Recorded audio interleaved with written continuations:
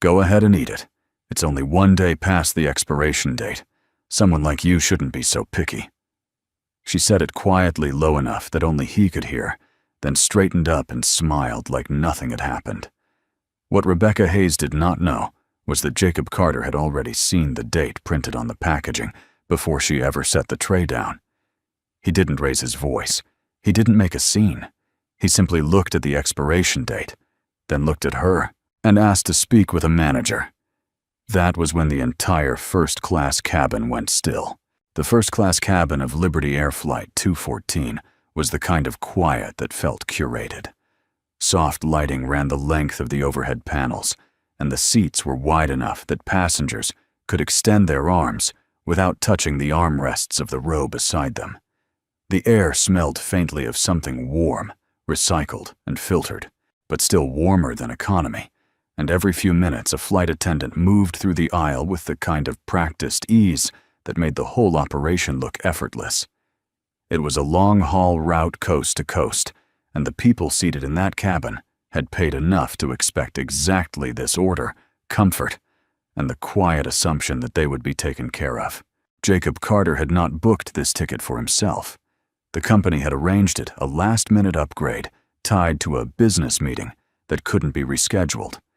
He wore a plain gray button-down dark slacks and a watch that had belonged to his father.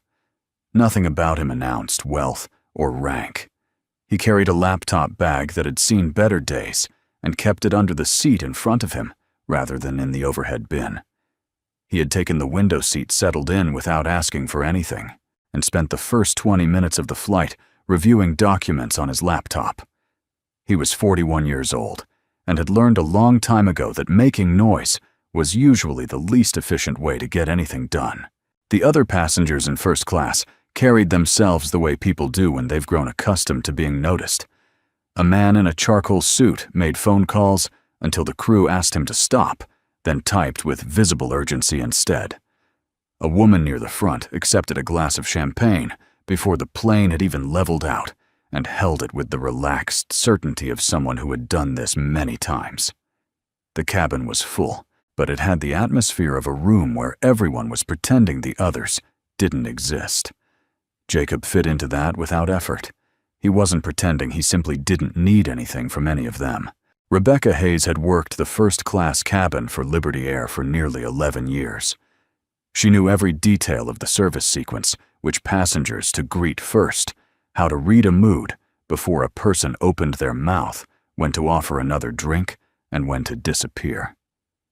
She was good at the performance of the job, and she knew it.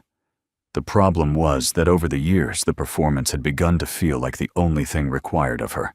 She had developed a way of sorting passengers before she'd exchanged a word with them, a quick read, based on what they wore, how they sat, whether their bags looked expensive. It wasn't something she talked about. It was just how she operated. When she moved through the cabin taking meal orders before the service cart came through, she moved with the kind of efficiency that looked like warmth from a distance. She made eye contact with the man in the charcoal suit and smiled in a way that made him feel seen. She asked the woman near the front about her preference between 2 entree options and remembered without writing it down. By the time she reached Jacob, the rhythm of her movement had already shifted in a way that would have been difficult to name, but was impossible to miss if you were paying attention. She didn't ask him what he wanted. She noted his preference from the form on her tablet and moved on. Jacob didn't say anything. He went back to his documents. The meal service began 40 minutes into the flight. Flight attendants moved through the aisle with trays, and the cabin filled with the low sounds of silverware and poured drinks. The man in the charcoal suit received his entree first steak medium with a side of roasted vegetables and a glass of red wine that the attendant described by name. The woman near the front got the same treatment, different entree. Trays were placed with a kind of ceremony that reinforced the idea that the ticket price had been worth it. When Rebecca brought Jacob's tray, she set it down with less care than she'd given to the others. The motion was quick and slightly off-center, and the tray shifted on the surface before settling. On it was a sandwich in sealed packaging, a side of crackers, and a small container of something cold that had separated at the edges. The other passengers had received hot meals. Jacob looked at the tray, then at the packaging on the sandwich, and turned it over to read the label on the back. The expiration date was printed clearly. Yesterday's date. He didn't react immediately. He set the package down and looked toward the aisle. Rebecca was already 3 rows forward. He waited until she came back through, then raised a hand, not to signal distress, just to get her attention in the standard way. She looked at him and came over with an expression that was technically attentive. Jacob kept his voice level. He said that he'd noticed the sandwich in the packaging appeared to be past its expiration date, and he wanted to flag it before eating anything. Rebecca looked at the package. She picked it up, turned it over, and looked at the date. Then she set it back down. "It's only 1 day," she said. "That's well within the acceptable range for sealed items." Jacob said he wasn't sure that was accurate, and he'd prefer not to eat something that was past date, particularly on a long flight.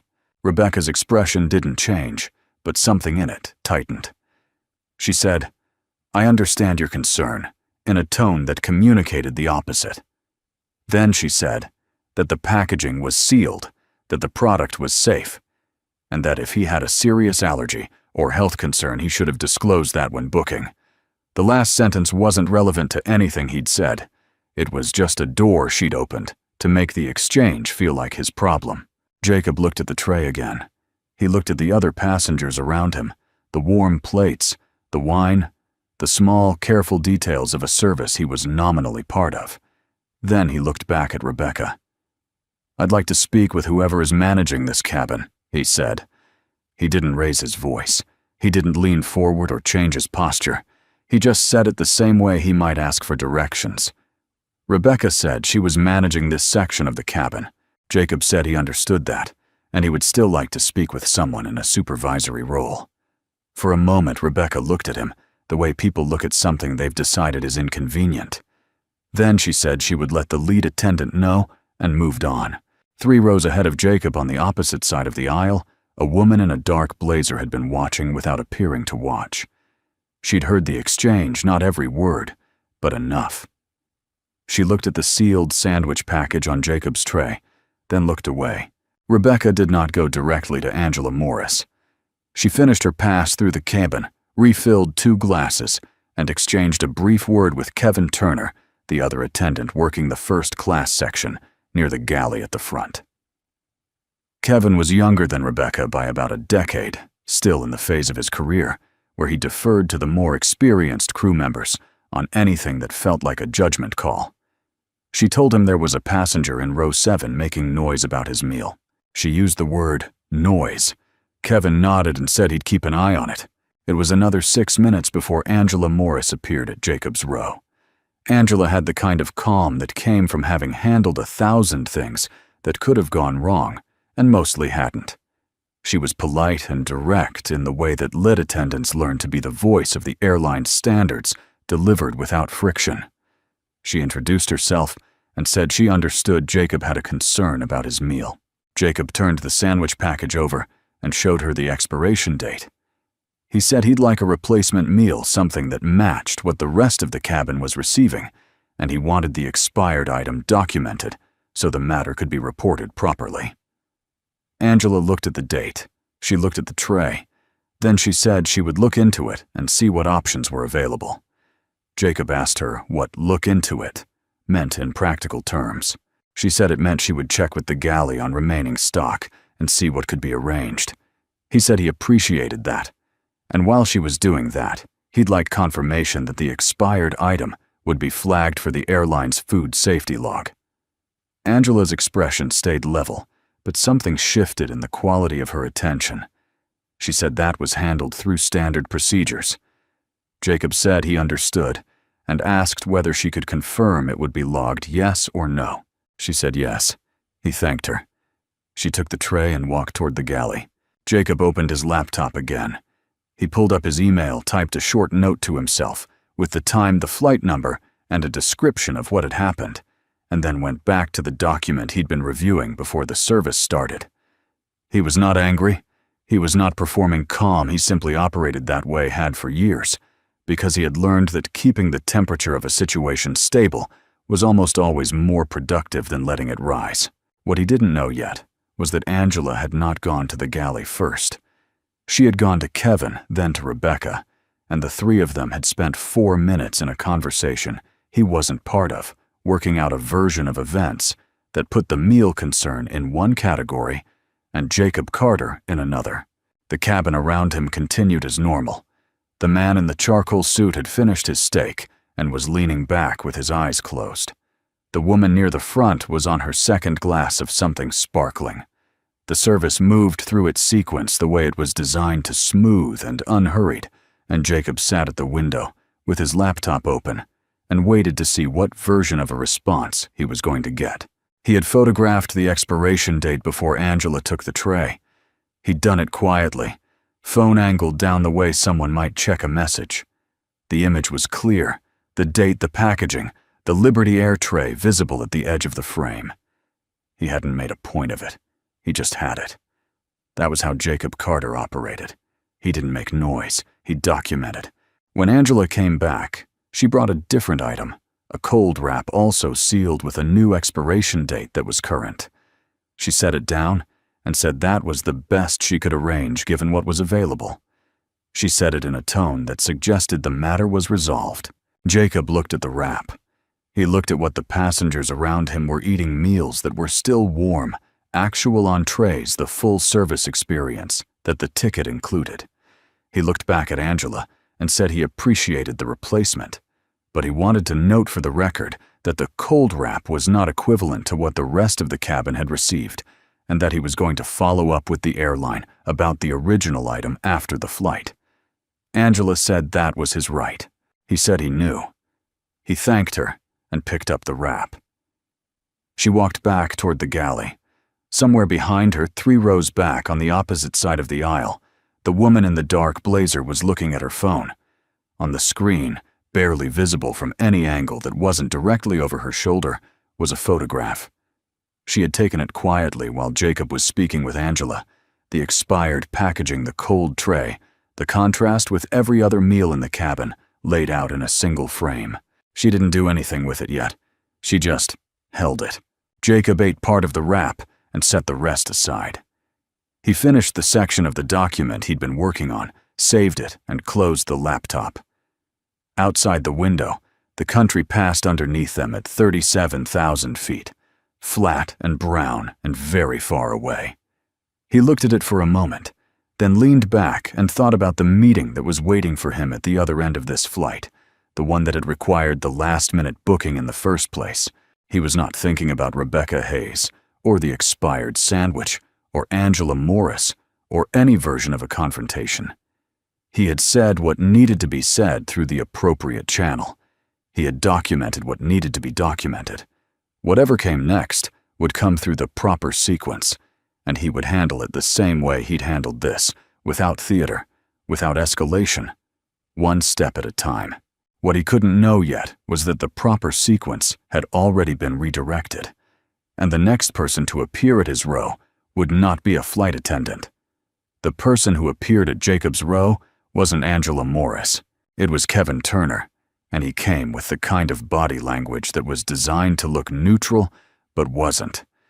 He stood at the edge of the row with his hands loosely at his sides and his expression set to something that might be described as professionally concerned, which in practice meant he had already decided what the situation was before he opened his mouth. He said he understood there had been some confusion about the meal service, and that the team had done their best to address it. He used the word confusion. Jacob noted that. Jacob told him there hadn't been any confusion. He had received a meal item that was past its expiration date. He had flagged it, and he had asked for it to be documented. He said it plainly, without heat, the way someone states a sequence of events they expect to be taken seriously. Kevin nodded in the way people nod when they are not actually agreeing. He said the item had been replaced, that the crew had acted in good faith, and that he hoped Jacob felt the situation had been handled appropriately. The phrasing was careful. It left no room for accountability, while sounding like it was offering resolution. Jacob recognized the structure of it immediately. He said he did not feel it had been handled appropriately because the replacement item was not equivalent to the meal service provided to every other passenger in the cabin, and because he had not received confirmation that the expired item had been logged. He said he was going to follow up with the airline regardless, and that this conversation did not change that. Kevin's expression stayed in place, but the quality of his attention shifted. He said he'd passed that along to Angela and moved on. What followed was a stretch of quiet that lasted nearly 20 minutes. The cabin continued its routine drink refills a second pass, with warm towels, the low hum of a long-haul flight settling into its middle hours. Jacob kept his laptop open, but wasn't reading anything. He was aware of the galley at the front of the cabin, the way you become aware of a room where people are talking about you. Nothing visible, just a quality of attention pointed in his direction that he'd learned to recognize over the years. The woman in the dark blazer seated 3 rows ahead on the opposite side of the aisle had shifted in her seat. She was looking at her phone with the focused stillness of someone composing something carefully. Jacob didn't know her name. He hadn't spoken to her. But he had noticed when Angela took the tray earlier that the woman had glanced at the packaging with the kind of attention that wasn't casual. Angela Morris came back through the cabin at the 3-hour mark of the flight. She moved with the same level composure she'd had before, but she stopped 1 row short of Jacob's seat to check on a passenger who hadn't asked for anything. It was a small thing, the kind of routing that could be coincidence or could be deliberate. Then she came to Jacob and asked if there was anything else she could bring him. He said no. Then he said, actually, yes. He asked again whether the expired item had been entered into the food safety log. Angela said it had been noted internally. Jacob asked what noted internally meant, because that was not the same as a formal log entry. She said the crew handled documentation according to airline procedure, and that she wasn't in a position to walk him through the back-end process mid-flight. He said he understood that, and asked whether she could provide her employee identification number so he could reference her by name when he contacted the airline after landing. That was when the quality of the exchange changed completely. Angela's composure held, but something underneath it went still in a different way. She said she wasn't required to provide that information to a passenger. Jacob said he wasn't asking for anything she wasn't required to give. He was simply making sure he had accurate information for a formal complaint. He said it without aggression, the same tone he'd used for every sentence in this conversation. She gave him her name, which he already had, and said he could direct any formal complaint to the Liberty Air customer service line. Then she walked to the galley. Within 2 minutes, Rebecca Hayes came out of the galley and moved through the cabin toward Jacob's row. She had changed the character of her expression. What had been dismissive earlier now had a different edge, something more prepared, like she'd had the time to decide how this next conversation was going to go. She stopped at his row and said in a voice that was just audible to him and the passengers immediately adjacent that she wanted to address the situation directly. Jacob waited. Rebecca said that the meal item had been a labeling issue, that sometimes packaging from a supplier carried a date that didn't accurately reflect the product's actual shelf status, and that the crew was not responsible for errors that originated before the items were loaded. She said it with confidence in the tone of someone explaining something that should have been obvious from the beginning. She also said that making a formal complaint over a sealed sandwich on a flight where the matter had already been addressed was the kind of thing that made a difficult experience for the entire crew. Jacob looked at her for a moment before responding. He said he appreciated her explanation, but a labeling issue was still a food safety concern, and the responsibility for what was served to passengers rested with the crew managing the service, not with the supplier. He said he hadn't made a complaint, yet he had flagged a problem and asked for it to be documented, which was not the same thing. He also said he didn't think the crew's experience of the flight was his responsibility to protect. Rebecca's expression stayed composed, but her jaw tightened slightly. She said she hoped he would consider the full picture before deciding to escalate something that had already been resolved. Then she straightened up and walked back toward the front of the cabin. From his position 2 rows ahead on the same side of the aisle, the man in the charcoal suit had his eyes open now. He wasn't looking directly at Jacob, but he was no longer resting either. Across the aisle, an older man in a blue sport coat had turned slightly in his seat, not enough to be obvious, but enough. The cabin had the particular quality of people pretending not to listen while listening closely. The woman in the dark blazer put her phone face down on the tray table. 12 minutes later, the door to the cockpit opened, and Captain Richard Collins stepped into the first-class cabin. He was a broad-shouldered man in his mid-50s, wearing the 4-stripe uniform with the ease of someone who had worn it for a long time. He moved with the kind of authority that filled a space without having to announce itself.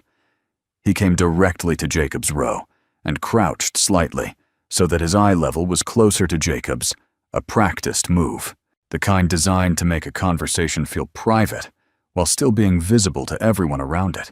He introduced himself and said he'd been briefed on the situation. He said he wanted to come down personally because he took the comfort of his passengers seriously, and he wanted Jacob to know the crew had acted in good faith throughout the service. Jacob thanked him for coming out and said he agreed that the crew had acted, though he and the captain might disagree on what good faith looked like in this case. He said he had a photograph of the expiration date on the packaging, that the item had been 1 day past its use-by date, that the rest of the cabin had received a full hot meal service, while he had received a cold sandwich that was subsequently replaced with a cold wrap, and that his requests for formal documentation had been deflected twice. Collins listened. His expression stayed measured, the face of a man used to hearing 2 sides of a story and choosing between them based on factors that weren't always visible. He said he understood Jacob's frustration and that he would personally ensure the crew's report reflected the meal replacement accurately. But he also said that the flight had another 2 hours remaining and that he wanted to make sure the remainder of it was smooth for everyone on board. The implication was clear without being stated directly. Jacob said he had no interest in disrupting the flight. He said he had been seated quietly since the moment he boarded, that every action he'd taken had been through the appropriate channel, and that he intended to continue exactly that way. He also said that he expected the crew's report to be accurate, and that if it wasn't, he had documentation that would contradict it. Collins nodded. He gave Jacob the kind of look that was impossible to fully read, and went back to the cockpit. For a moment the cabin was very quiet. Then the man in the charcoal suit leaned across the aisle toward the older man in the blue sport coat and said something low that Jacob couldn't make out. The older man nodded. Rebecca came back through the cabin with a service cart moving through the aisle with the same practiced efficiency she always had. But as she passed Jacob's row, she did something that was almost imperceptible. She angled the cart slightly so that it cleared his armrest by less than an inch without touching it, and she didn't make eye contact. It was the kind of thing that could be nothing. Jacob noted it anyway. The woman in the dark blazer had her phone in her hand again, and this time she wasn't composing anything she was navigating. Jacob could see from the angle that she was on an airline's website, though he couldn't see which one. She tapped something and put the phone in her jacket pocket. At the 4-hour mark of the flight, something changed in the galley. Jacob couldn't see it. The galley curtain was drawn, but he heard a tone he recognized the specific register of a conversation that had shifted from internal management to something more urgent. Kevin's voice, then Angela's, then a longer silence. Then Angela came out of the galley and walked to the back of the cabin without stopping at any row. Rebecca continued working the front section, but her movements had changed. The efficiency was still there, but the ease under it was gone. She refilled a glass and set it down slightly harder than she meant to. She moved to the next row and checked on a passenger with a question that came out 2 words shorter than it normally would. Jacob was watching none of this directly. He had his laptop open and was looking at the document he'd been reviewing since before any of this started. But he was aware of everything in the way you become aware when a situation you've been holding at a steady temperature starts to run a few degrees warmer on its own. What he didn't know was that the woman in the dark blazer Her name was Margaret Okafor, and she was a compliance attorney who flew coast to coast 6 times a year and knew exactly what an airline's food service accountability policy looked like, had sent 2 things from her phone in the last 20 minutes. One was a message to her firm's contact at the Department of Transportation. The other was a photograph of an expired meal packaging item time-stamped, with the Liberty Air flight number visible in the frame, sent directly to Liberty Air's corporate customer relations inbox, with a subject line that contained the words "food safety violation" and "first-class service record." She hadn't told Jacob she was doing any of this. She hadn't spoken to him at all. She had simply watched what she watched, recognized what it was, and acted through her own channel the same way he had. The galley curtain stayed closed for another 6 minutes. When Angela came back through, she wasn't carrying anything. She walked the length of the first-class cabin at a pace that was slightly faster than service speed went to Rebecca, and said 3 words to her that Jacob couldn't hear. Rebecca's face in the second after those words landed did something that the performance of 11 years could not entirely contain. It was only a moment less than 2 seconds, and then the composure came back. But the man in the charcoal suit saw it. The older man in the blue sport coat saw it. Jacob saw it. Rebecca turned toward the galley. Angela followed her. The curtain closed behind them both. Kevin Turner stood alone at the front of the cabin, with his hands at his sides, looking at no one in particular, with the expression of someone who had just understood that the thing he'd signed on to 20 minutes ago had become something considerably larger than advertised. The cabin around Jacob continued its surface routine, the soft lighting, the recycled air, the low white noise of the engines at altitude. But underneath it, something had shifted in a way that everyone in that space could feel without being able to say exactly what it was. The kind of shift that happens when a situation stops being contained and starts being visible. Jacob closed his laptop. He leaned back in his seat and looked out the window. The country below was dark now. They were into the evening hours, the sun already gone past the horizon on the westward leg. He looked at the reflection of the cabin in the glass, the rows of seats, the overhead lights, the curtain at the front still closed. He looked at his own face briefly and looked away. He had done what he could do through the channels available to him. Whatever was happening behind that curtain was no longer something he had initiated or controlled.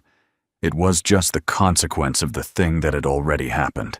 The date on the packaging, the tray set down without care, the 11 years of small decisions that had led Rebecca Hayes to believe that some passengers could be managed and dismissed without cost. He hadn't come on this flight looking for a confrontation. He'd come to get from one coast to the other in time for a meeting. But somewhere between the expired sandwich and the captain's visit and the curtain closing at the front of the cabin, the flight had become something else. And he was still sitting in it exactly where he'd been from the beginning, waiting to see what the next version of a response was going to look like. The curtain at the front of the cabin stayed closed for 11 minutes. When Angela Morris came back out, she wasn't alone. Behind her was a man Jacob hadn't seen before, older, in a dark suit, without any airline insignia, carrying a tablet, and moving with the kind of deliberate calm that didn't belong to the flight crew. He wasn't a passenger. He had the look of someone who had been on the plane the entire time, but in a different capacity, the kind of presence that stays invisible until it needs not to be. Angela directed him to a small, fold-down seat near the galley entrance and said something to Kevin in a low voice before Kevin disappeared behind the curtain. Rebecca was not visible. The man in the dark suit opened his tablet and began reading. He didn't look up at Jacob or at anyone else in the cabin. He simply read with the focused attention of someone reviewing a document they had been sent very recently and needed to understand quickly. Jacob watched this without moving. He had his hands on the armrests and his laptop closed on the tray table. He didn't know who the man was, but he understood the shape of what was happening, the way a situation moves from the informal management level to something more structured, when the people above the crew decide the crew can no longer manage it alone. Margaret Okafor, 3 rows ahead on the opposite side of the aisle, had her phone out again. She wasn't looking at it. She was holding it face down on her knee, and she was watching the man in the dark suit with the attentiveness of someone who recognized the category of his presence, even if she didn't know his name. The man finished reading, set the tablet face down on his knee, the same way Margaret had set her phone, and looked up at the cabin for the first time. His gaze moved through the rows with the systematic quality of someone taking inventory. When it reached Jacob, it stopped for 2 seconds, and then continued. Angela came to Jacob's row. She said that a member of Liberty Air's operations oversight team was on board and had been made aware of the situation, and that he would like to speak with Jacob at his convenience. She said, at his convenience, the way people say it when they mean now. Jacob said, now was fine. The man came to the row and introduced himself as Dennis Farrell, Regional Operations Coordinator for Liberty Air. He said he had been traveling in a non-service capacity and had been contacted by the airline's corporate office within the last 20 minutes regarding a complaint that had been submitted externally. He said he'd reviewed the documentation that had been sent, the photograph, the timestamp, the flight number, and he wanted to speak with Jacob directly before the plane landed. Jacob said he appreciated that and gave Farrell a complete account of the meal service from the beginning, the tray, the expiration date, the exchange with Rebecca, the deflection from Angela Kevin's intervention, the captain's visit, and every request for documentation that had been redirected or left without a clear answer. He spoke in the same even register he'd used for every conversation on this flight. He did not editorialize. He stated what had happened in the sequence it had happened. Farrell typed notes on his tablet while Jacob spoke. When Jacob finished, Farrell asked 2 clarifying questions: the exact time of the initial service, and whether Jacob still had the photograph. Jacob confirmed both, and forwarded the image from his phone to an address Farrell provided on a Liberty Air business card. Farrell looked at the image for several seconds, then set the tablet down. He said he wanted to be transparent with Jacob about what the next steps would look like. He said the airline had received an external complaint from another passenger that corroborated Jacob's account, and that the combination of that complaint and the photographic evidence was sufficient to initiate a formal review. He said this would include the meal service record, the crew's internal documentation from the flight, and a review of the verbal accounts from everyone involved. Jacob asked what that meant for the current flight. Farrell said it meant that certain members of the crew would be relieved of their active service duties for the remainder of the flight as a precautionary measure, and that the formal review would continue on the ground. He said it without drama, in the tone of someone describing a standard procedure, because for his role it was. Jacob nodded. He asked whether the review would include the question of how the expired item had been loaded onto the aircraft in the first place, and whether that was a crew failure or a supply chain failure. Farrell said it would include both. Jacob said that was what he needed to hear. Farrell thanked him, moved back to his fold-down seat near the galley, and resumed his tablet. The cabin around them had gone very still.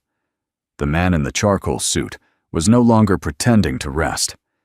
The older man in the blue sport coat had turned far enough in his seat that the pretense of not watching was gone entirely. Margaret Okafor was looking straight ahead with the expression of someone who has done what they came to do and is now waiting for the outcome to settle. Rebecca Hayes came out of the galley once briefly. She was no longer in her service posture. The composure was there technically, but the architecture of it had changed. She walked to the back of the cabin without stopping, and she didn't come back through for the rest of the flight. Kevin ran the remaining service alone, moving with the quiet efficiency of someone trying very hard to take up as little space as possible. Angela stayed near the front, coordinating with Farrell whenever he needed something, her expression, the careful neutral of a person managing consequences rather than outcomes. The flight landed 1 hour later. The gate procedure took longer than normal. Farrell had made 2 calls from the galley area during the descent, and when the jetway connected and the forward door opened, there were 2 people waiting at the threshold, who were not ground crew in the usual sense. They wore Liberty Air badges but carried clipboards, and had the look of people who had driven quickly to get there. They spoke briefly with Farrell before boarding, and then positioned themselves near the front of the cabin without announcing anything. The passengers began to deplane. The man in the charcoal suit went first, pausing for a fraction of a second to look at Jacob as he passed, not with hostility, not with sympathy, just with the recognition of someone who had witnessed something and knew it. The older man in the blue sport coat followed. Margaret Okafor gathered her bag with the efficient movements of a frequent traveler, and as she passed Jacob's row, she looked at him directly for the first time. She didn't say anything. She gave him a single nod, brief level, and kept moving. Jacob waited until most of the cabin had cleared. He gathered his laptop bag from under the seat, put on his jacket, and stood. One of the people with clipboards came to his row and introduced herself as Diane Wells from Liberty Air's Passenger Relations Division. She said the airline would like him to speak with their team before he left the terminal, and that it would not take long. She said it with a directness that he appreciated, no softening, no performance of inconvenience, just information. He said that was fine and followed her off the plane. The conversation with Liberty Air's ground team took place in a small room off the main concourse, the kind of room that existed for operational situations, functional and anonymous, with a table and 5 chairs and a monitor on one wall. Diane Wells was there, along with a man named Gary Sutton, who introduced himself as the airline's duty manager for the region. Farrell joined them a few minutes later, still carrying his tablet, along with a 4th member of the airline's legal compliance team, who introduced herself and opened a laptop without further explanation. They walked Jacob through everything, again. This time, more formally, his account recorded the photograph entered into the official record, a form signed that confirmed the account was accurate to the best of his knowledge. Gary Sutton told him that the airline was treating this as a serious incident involving both food safety protocol and misrepresentation by crew members. He said the airline's position was that what had occurred, the deliberate service of an expired food item, followed by internal deflection and the submission of an inaccurate crew report, was not consistent with Liberty Air's standards and that it would be addressed accordingly. Jacob asked what addressed accordingly meant in concrete terms. Gary Sutton said that based on the evidence reviewed during the flight and the preliminary findings from the ground team, Rebecca Hayes' employment with Liberty Air was being terminated effective immediately. He said the investigation would also determine appropriate consequences for Angela Morris's role in the documentation handling and Kevin Turner's involvement in framing Jacob's complaint as a disruption rather than a legitimate safety concern. He said those determinations would follow the standard review process, but that the evidence in Rebecca's case was sufficient to act on without delay. Jacob said he understood. Then he said something that Gary Sutton clearly hadn't expected.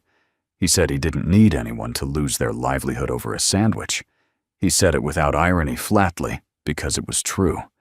What he wanted, he said, was for the airline to be honest about what had actually happened. Not to itself, not to the crew, but to the process.